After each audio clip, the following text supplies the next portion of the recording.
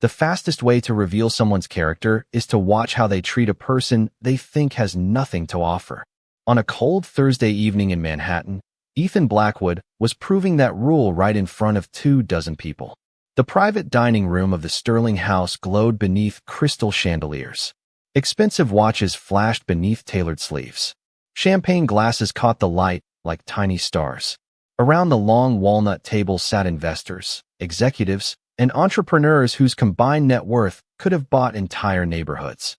And at the center of it all sat Ethan Blackwood, the billionaire founder of Blackwood Dynamics, a man whose face appeared regularly on magazine covers and financial news channels. At 38, Ethan had built a technology empire worth billions of dollars. People listened when he spoke. People laughed when he joked. And tonight was no different. Claire Bennett moved quietly between tables carrying a silver tray balanced effortlessly in one hand.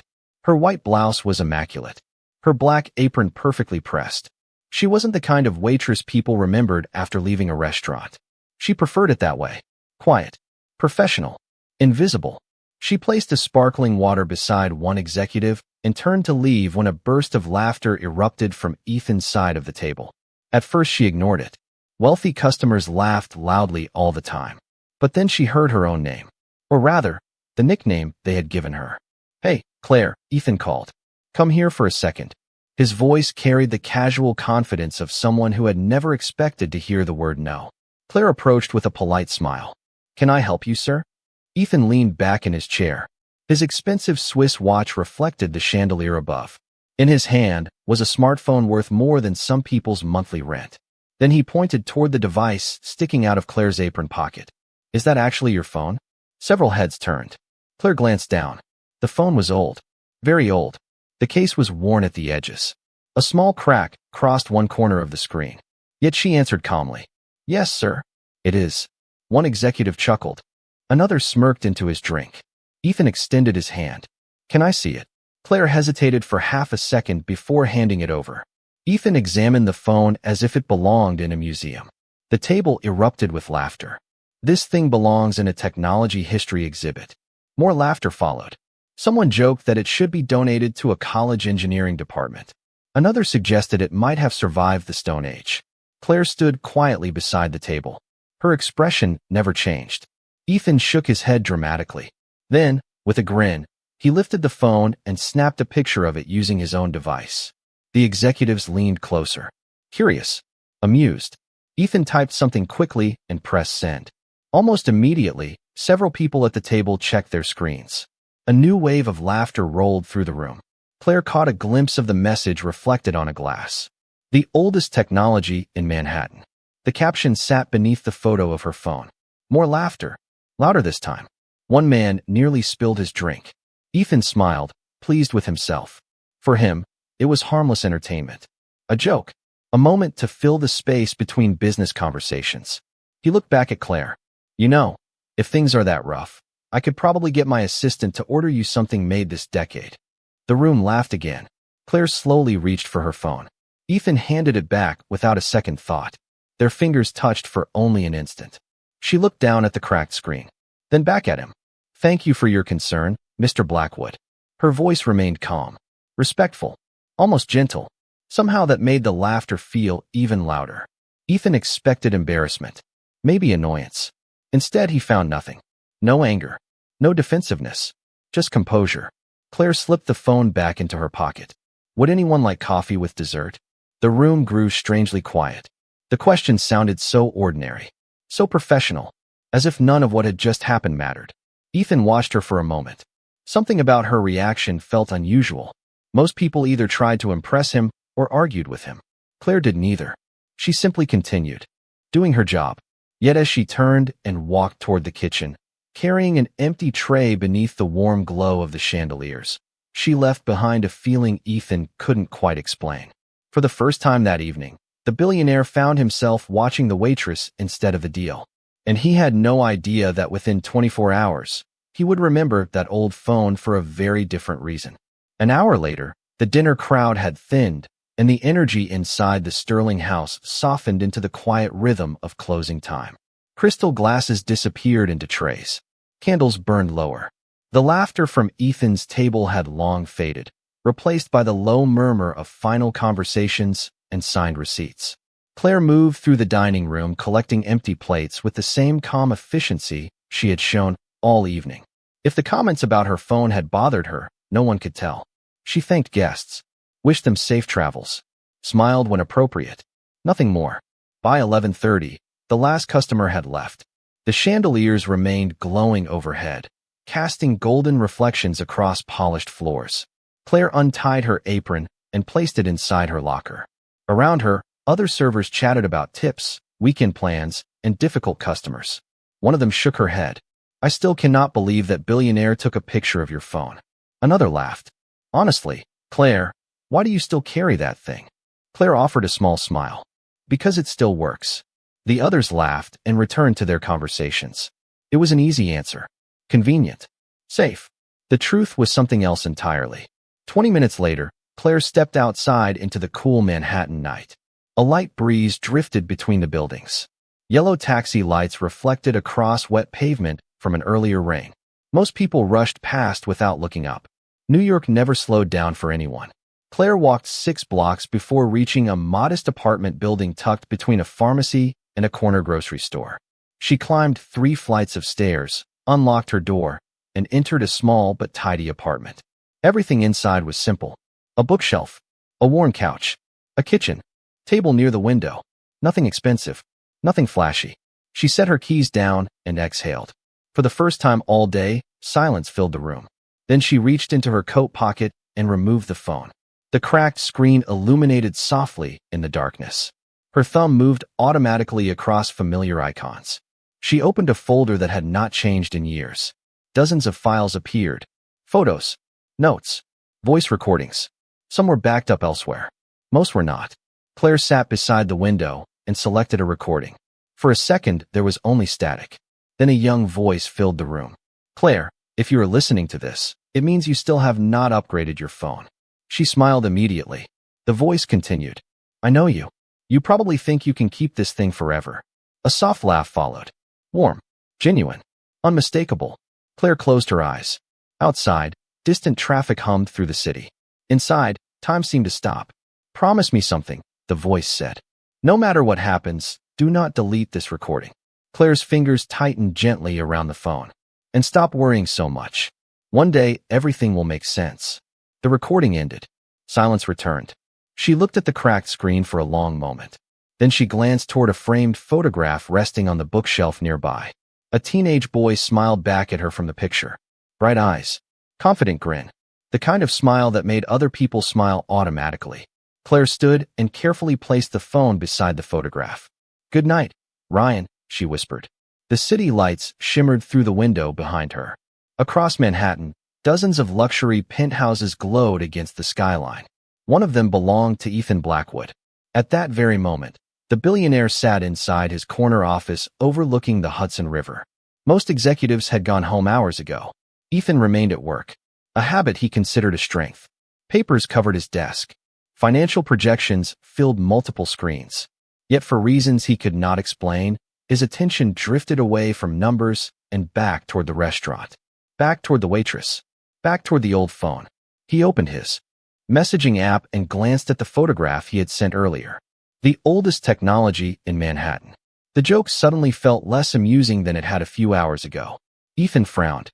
Then he shook his head and returned to work. He had a major acquisition meeting scheduled the next morning. A deal worth billions. A deal that would dominate every business headline in America if it succeeded. The future of his company depended on it. What Ethan did not know was that somewhere in a quiet apartment across the city sat a woman carrying a piece of his company's history inside a cracked old phone. And by the time the next day was over, both of their lives would be moving in a direction neither of them could possibly predict. The next morning began like every major day in Ethan Blackwood's world. Before sunrise, lights were already glowing across the top floors of Blackwood Dynamics headquarters. Assistants moved quickly through hallways carrying tablets and briefing folders. Conference rooms filled with attorneys, analysts, and executives. Coffee machines worked nonstop. Everyone understood the importance of the day ahead. At 10 o'clock sharp, Ethan was scheduled to finalize the largest acquisition in company history. Financial reporters were already gathering outside the building. Market analysts were discussing the deal on television. Investors expected a victory. Competitors feared one. From the 37th floor, Manhattan stretched endlessly beyond walls of glass. Ethan stood beside the window, adjusting the cuff of his Navy suit, while his chief operating officer reviewed final numbers. Everything appeared perfect. Every document had been prepared. Every approval had been secured. Every risk had supposedly been accounted for. "The board is ready," his assistant informed him. Ethan nodded. "Good." Yet something felt different. A strange sense of tension lingered beneath the surface. He ignored it. Success often arrived wrapped in pressure. Across the city, Claire Bennett was beginning another shift. The morning crowd at the Sterling House was smaller than the dinner service. Business meetings, late breakfasts, private negotiations over coffee. Claire moved through the restaurant with her usual calm focus. She greeted customers, refilled cups, delivered orders. To everyone around her, it looked like an ordinary day. Around 10:15, the restaurant manager hurried from his office carrying his phone. His expression was unusually serious. "Television," he said to several employees gathered near the service station. "Turn on the television." A small screen mounted above the bar switched from local news to a business network. Claire barely looked up at first. Then she saw the familiar face. Ethan Blackwood stood before a wall of cameras entering his headquarters. Reporters shouted questions. Flashing lights reflected across the building entrance. The headline beneath the screen read, "Historic Technology Acquisition Expected Today." Most employees quickly lost interest and returned to work. Claire glanced once more before focusing on a tray of coffee cups. Meanwhile, 37 floors above Manhattan, something unexpected happened. The acquisition team entered the primary conference room. Attorneys opened digital contracts. Financial analysts accessed secure files. Engineers prepared authentication systems required to finalize the transfer. Then one screen went dark. A technician frowned. Another screen followed. Within seconds, multiple systems began displaying identical error messages. At first, nobody panicked. Technical issues happened. Solutions followed. Except this time they did not. 5 minutes passed. Then 10. The authentication platform responsible for validating key transaction records suddenly became inaccessible. Backup systems failed to respond. Internal security tools flagged inconsistencies no one could explain. Conversations grew louder. Analysts checked servers. Engineers reviewed code. Attorneys exchanged worried looks. Ethan watched the room transform from confidence to confusion. "What is happening?" he asked. No one answered immediately. Not because they were unwilling, because nobody knew. One engineer finally spoke. "We are seeing a conflict inside the backup architecture." Ethan frowned. "Then fix it." More keyboards clicked. More screens refreshed. Nothing changed. The room became increasingly silent. Not the silence of calm. The silence of people realizing a problem may be larger than expected. Outside the building, reporters continued discussing the deal as if everything remained on schedule. Inside, executives were beginning to understand that millions of dollars could be affected by every passing minute. Ethan's jaw tightened. He had built his reputation on preparation, on control, on seeing problems before they happened. Yet the system before him refused to cooperate. Half an hour later, no solution had emerged. The acquisition meeting was delayed. Investors demanded updates. Board members began asking difficult questions. For the first time that morning, genuine concern appeared across Ethan's face. Far away, inside a quiet corner of the Sterling House, Claire carried a fresh pot of coffee toward a private dining room. A customer had left a newspaper folded on the table. As she passed, a headline caught her attention. "Blackwood Dynamics acquisition delayed by technical issues." Claire slowed slightly, only for a second. Then her eyes moved to a brief description beneath the headline. She stopped walking. The coffee pot remained steady in her hand. Her expression did not change, but something in her eyes did, because the problem described in the article sounded strangely familiar. Very familiar. Familiar enough that a memory from years earlier suddenly returned. And for the first time since hearing Ethan Blackwood laugh at her old phone, Claire quietly wondered whether the billionaire's biggest problem had already been solved years ago, without him ever knowing who solved it. Claire spent the rest of the afternoon trying to ignore the newspaper headline.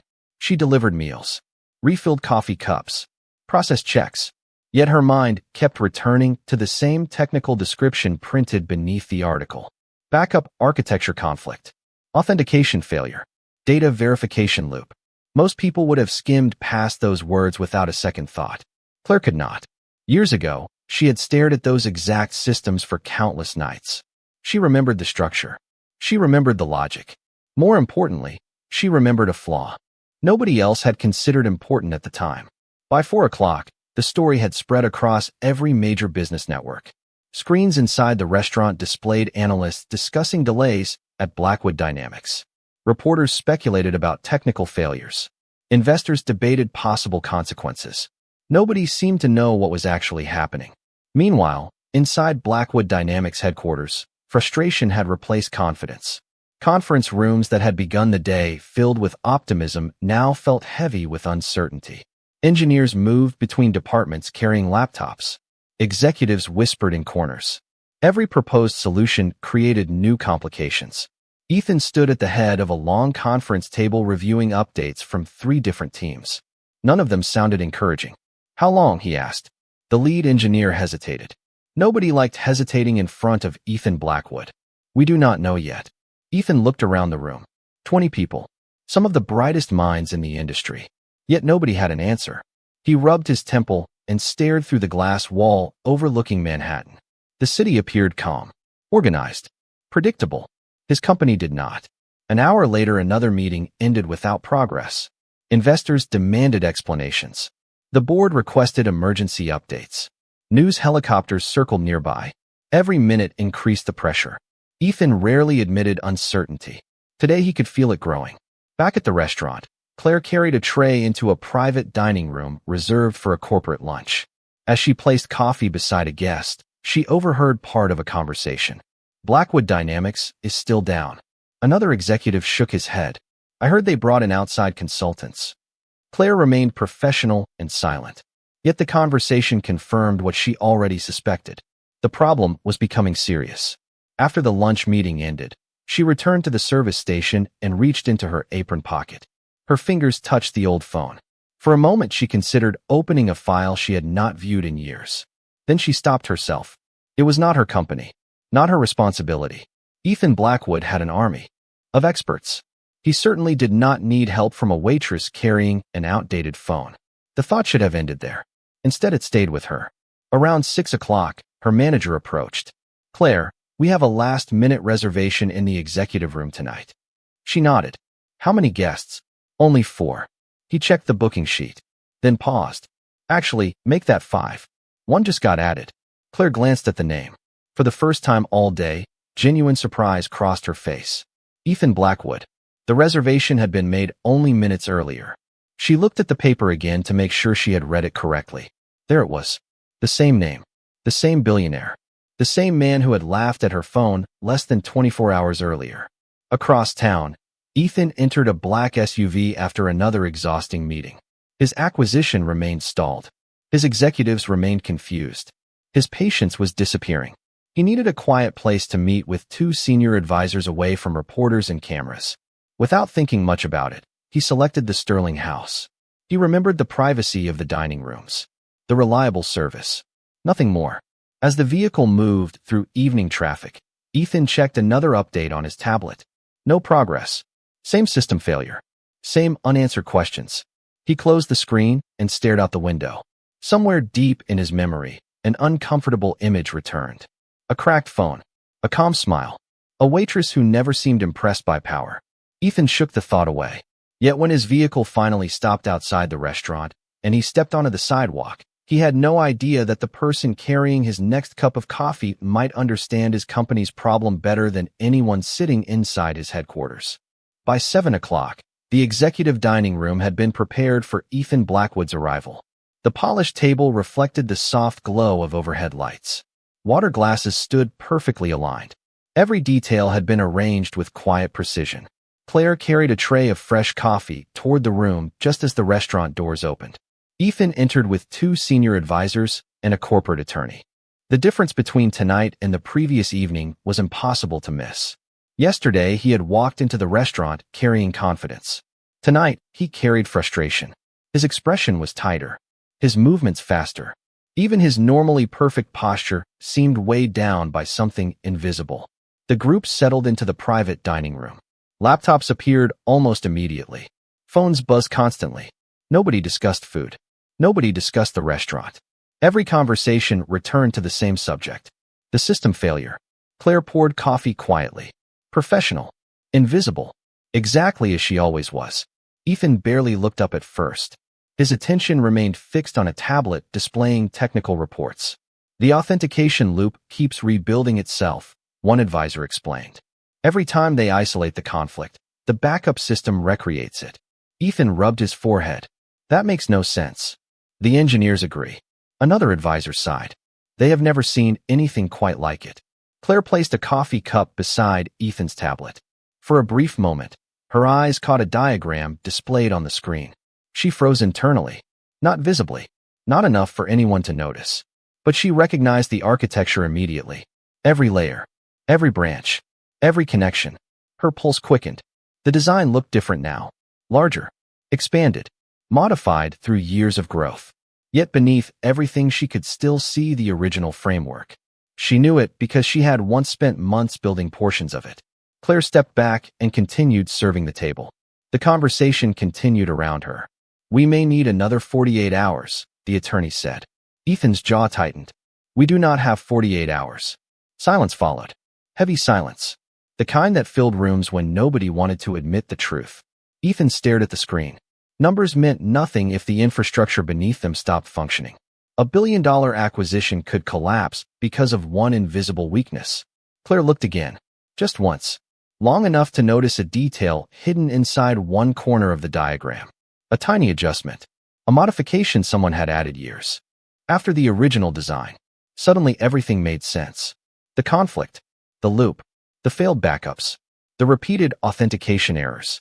She knew exactly where the problem was. Her fingers tightened slightly around the coffee pot. Then she looked away. It was not her place. She was a waitress. The room was full of executives, attorneys, consultants, and technology experts. Nobody had asked her opinion.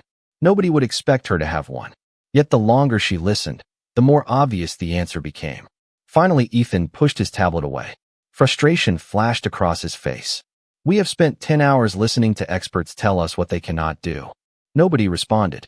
Claire looked down at the coffee pot, then back at the screen, then down again. For several seconds, she said nothing. The room continued discussing possibilities. None of them were correct. Eventually, she heard herself speak before she had fully decided to. Excuse me. The conversation stopped immediately. For executives looked toward her. Ethan raised his eyes. Recognition appeared. Not warmth. Not hostility. Simply recognition. The waitress. Claire remained calm. I am sorry for interrupting. Ethan leaned back slightly. What is it? Claire glanced toward the diagram on the tablet. The error probably is not inside the authentication system. The room became completely silent. One advisor frowned. Another exchanged a confused look with the attorney. Ethan stared at her for several seconds. And why would you think that? Claire hesitated. Every instinct told her to remain quiet, to walk away, to return to serving coffee. Instead, she looked at the screen one final time. Then she spoke softly. Because if I am reading that architecture correctly, the conflict is most likely being created by a modification inside the backup structure. Nobody moved. Nobody spoke. The room seemed to stop breathing. Ethan's eyes narrowed. Not in anger. In curiosity. For the first time since the crisis began, someone had not offered a guess. She had offered a specific possibility. Claire slowly set the coffee pot onto the table. The problem may not be where everyone is looking, she said quietly. It may be where nobody has looked yet. And for the second time in less than 24 hours, the billionaire found himself staring at the waitress with the old phone, wondering who she really was. For several long seconds, nobody spoke. The private dining room seemed smaller somehow, quieter. Even the soft music drifting from the restaurant outside felt distant. Ethan kept his eyes on Claire. One of the advisors finally broke the silence with a short laugh. And you know this because? The question carried polite skepticism, the kind reserved for impossible situations. Claire did not appear offended. She simply looked at the tablet again. Because the authentication errors are repeating in a pattern. The attorney frowned. That information was not public. Claire nodded slightly. I saw enough of the architecture diagram to recognize what was happening. Another advisor leaned forward. You recognized all that from a quick glance. Claire hesitated. She already regretted speaking. Not because she doubted her conclusion, because she disliked attention. Yet the room was waiting, Ethan included. The pattern suggests the backup structure is rebuilding permissions from an older validation layer, she said carefully. If that layer was modified without updating the dependency path, the system would keep correcting itself in the wrong direction. Silence returned. This time it felt different. Less dismissive. More uncertain. Ethan looked toward his technology advisor. Can that happen? The advisor crossed his arms. In theory. Claire nodded. Then the conflict would not originate where your team is searching. The advisor's expression changed slightly. Not agreement. Not yet. But curiosity. Ethan picked up the tablet and slid it across the table. Show me. Claire immediately shook her head. I cannot. Why not? Because I only saw part of the diagram. Ethan continued studying her. Yet you seem surprisingly confident. Claire lowered her eyes. Confidence and certainty are not the same thing. Something about the answer made Ethan pause. Most people in business meetings exaggerated certainty. Claire did the opposite. She sounded thoughtful, precise, careful. The way experienced professionals sounded when they respected complexity. Ethan slowly turned the tablet around and enlarged the architecture image. Hypothetically, he said, if you had access to the full system, where would you look first? Claire stared at the screen. Years seemed to disappear from her face. The restaurant, the coffee, the executive dining room. Everything faded behind concentration. Then she pointed toward a section of the diagram. There. One advisor immediately shook his head. That area was reviewed hours ago. Claire remained calm. The layer above it was reviewed. Her finger moved slightly.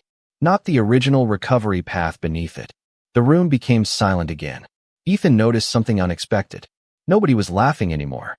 Nobody was looking at her like a waitress. They were listening. The technology advisor opened his laptop.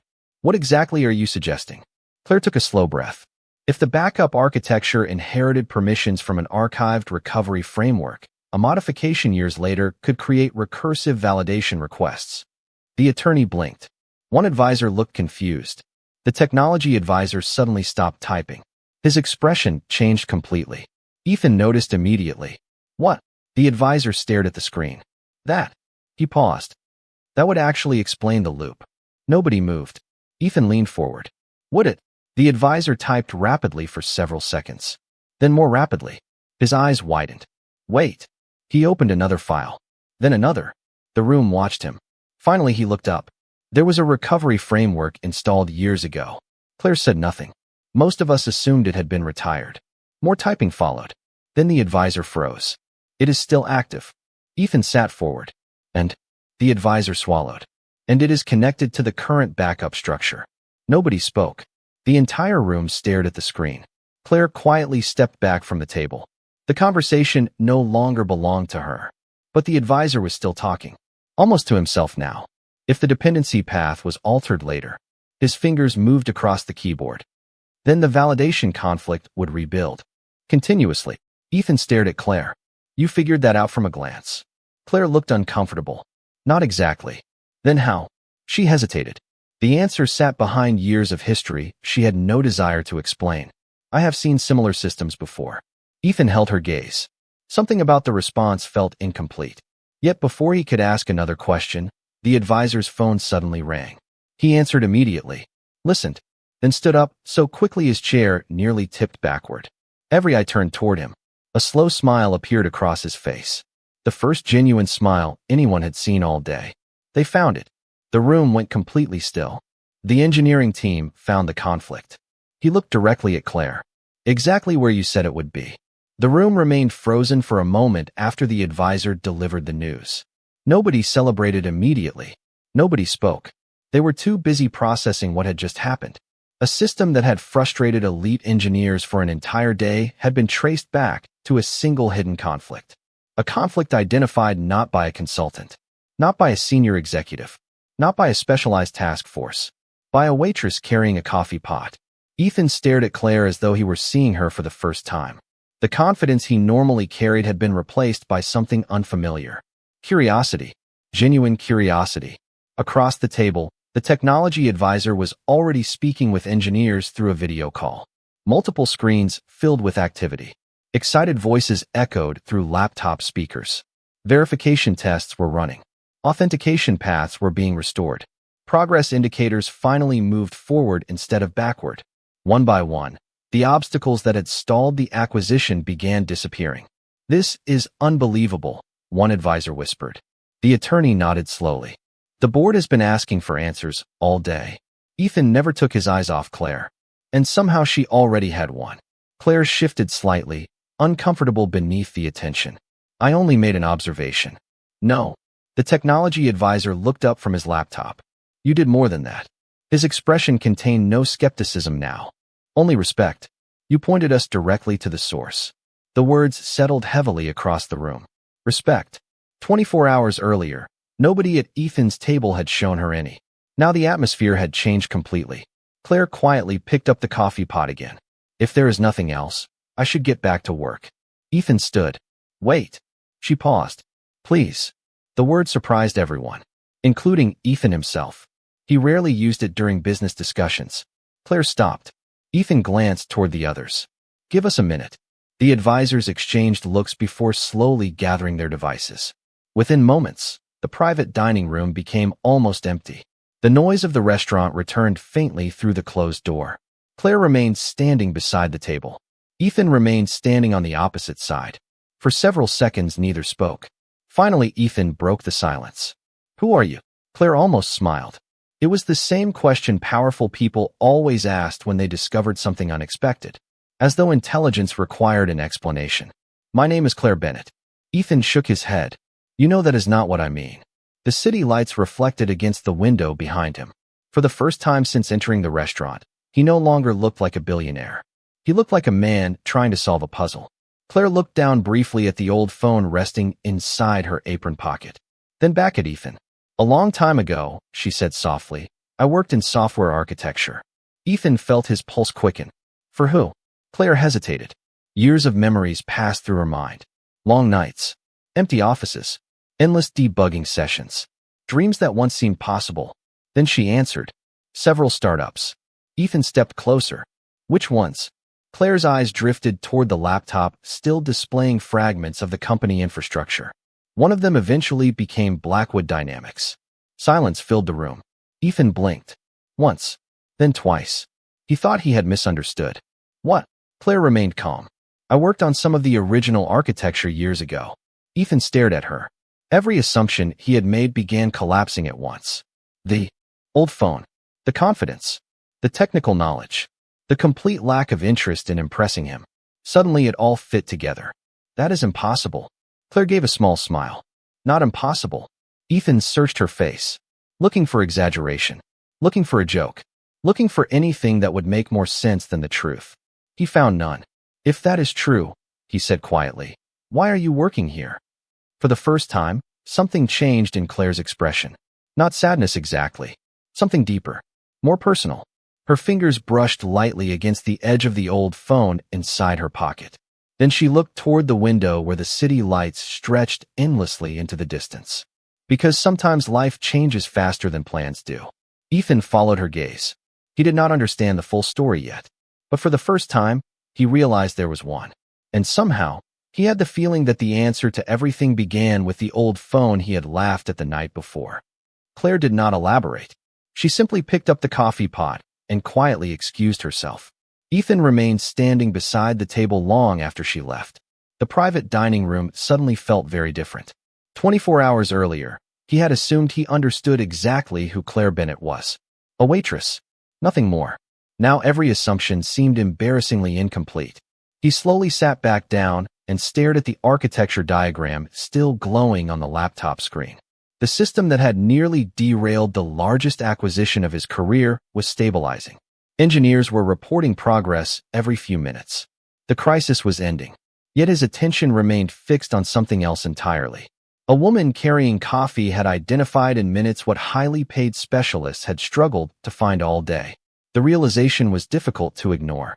Across the restaurant, Claire continued working as though nothing unusual had happened. She delivered meals, cleared tables, refilled water glasses. Customers thanked her. Some barely noticed her. The routine felt familiar, comfortable, predictable. But inside, memories she rarely allowed herself to revisit had begun resurfacing. Memories of a different life. Years earlier, before the restaurant, before the apartment, before everything changed. Back then she had spent nights inside a small startup office surrounded by whiteboards covered in diagrams and equations. The company had been tiny, unknown, underfunded.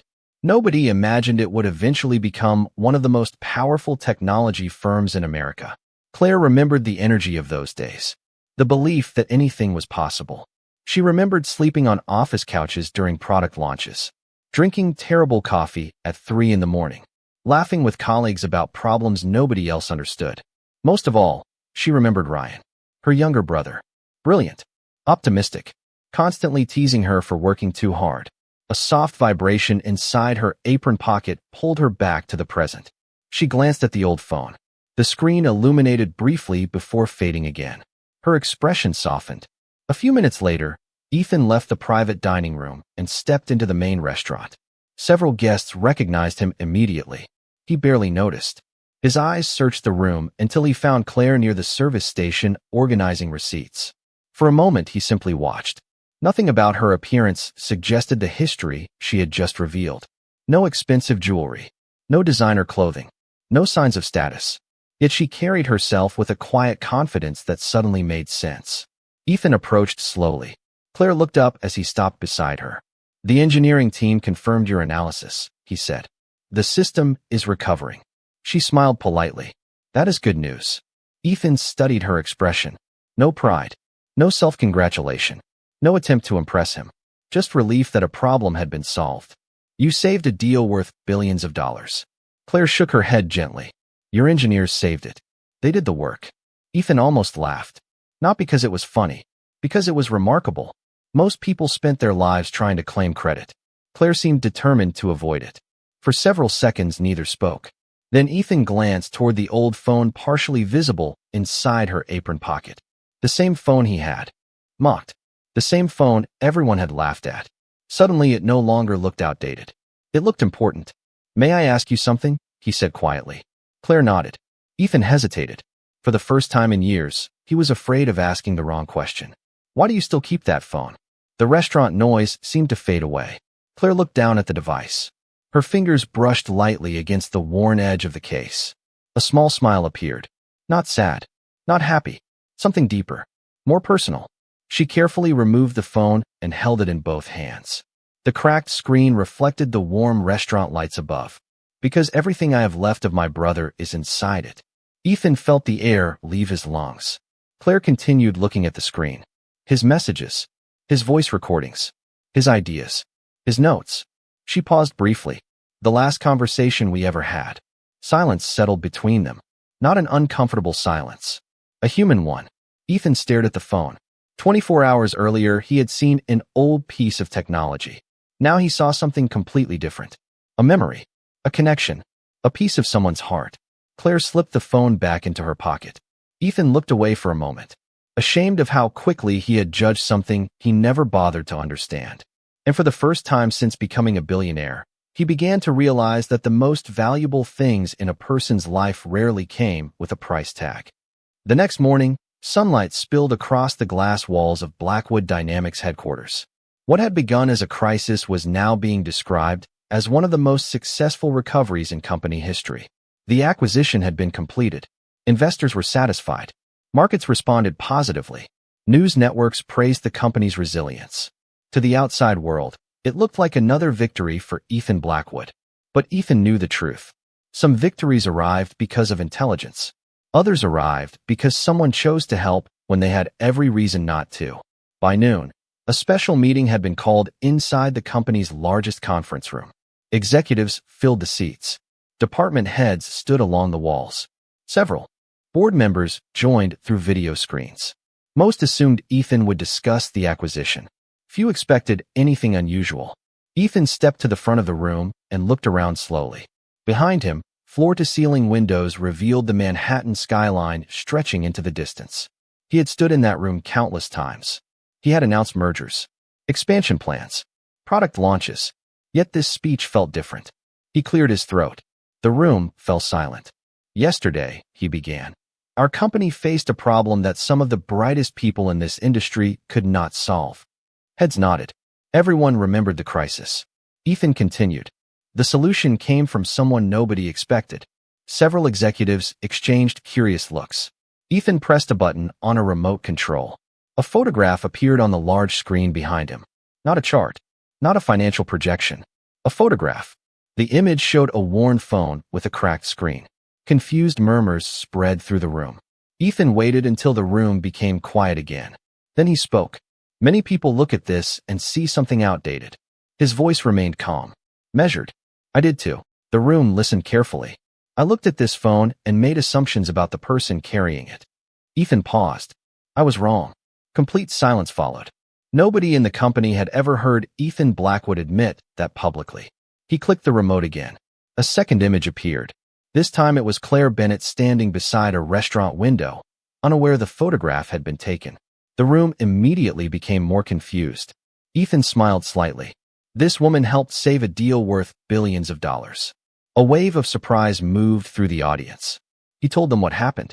Not every detail, just enough. The architecture problem, the overlooked conflict, the observation that changed everything. By the time he finished, the room was completely silent. Some people looked stunned. Others looked embarrassed. A few seemed thoughtful. Ethan looked across the faces before him. Yesterday, I learned something important. He glanced briefly at the image of the old phone still visible on the screen. The smartest person connected to this company was not sitting at an executive table. Nobody moved. Nobody interrupted. Ethan continued. She was serving coffee. Across town, Claire knew nothing about the meeting. She was working another lunch shift at the Sterling House. Customers came and went. Orders arrived and disappeared. The world continued as normal. Around 1 o'clock, her manager approached carrying an envelope. This was delivered for you. Claire looked surprised. She opened it carefully. Inside was a handwritten note. No corporate logo. No legal language. No business proposal. Just a single message. Thank you for helping when you did not have to. Some people carry old phones. Others carry old assumptions. I finally learned which one was truly outdated. Ethan. Claire read the note twice, then folded it carefully and slipped it inside the old phone case. For a moment, she stood quietly beside the service station. Not smiling, not emotional, simply thoughtful. Outside, sunlight reflected across the city streets. Life moved forward as it always did. Some customers still saw a waitress. Some executives still saw titles and status. Some people still judged value by appearances. But somewhere in Manhattan, a billionaire had learned a lesson no amount of money could purchase. Because sometimes the most important thing a person carries is not visible at first glance. And sometimes the quietest person in the room is the one everyone should have listened to from the beginning.